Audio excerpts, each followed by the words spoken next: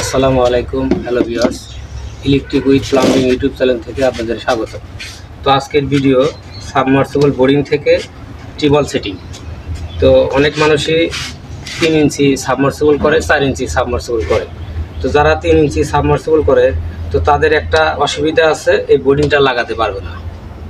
আর যারা 4 ইঞ্চি সাবমার্সিবল করবে এরকম সুবিধাটা পাওয়া যাবে। এক সময় দেখা গেলো বিদ্যুৎ নাই, তখন এই টিউবওয়েল থেকে পানি ব্যবহার করতে পারবে। আর একটা সমস্যা, এখানে এই এলবোর কাছে টিউবওয়েলটা লাগা দেওয়া হয়েছিল।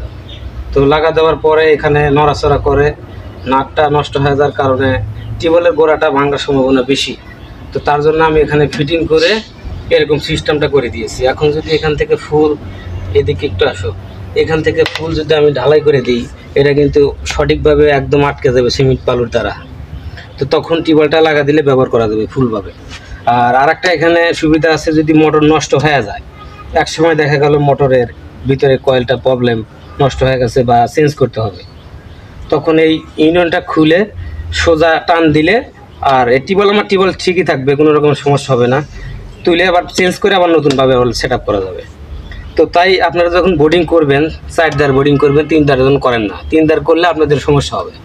এমনকি মোটরের যে সাবমার্সিবল আছে, সাবমার্সিবল কিন্তু 3-এর ভিতরে খুব টাইটভাবে যায়, মোটরের পানিটা ভালোভাবে তুলতে পারে না। আর 4 দার যদি করেন, মোটর থাকবে অনেক সুবিধা, মোটরের অনেক পানি পাবে, ঝামেলা হবে না।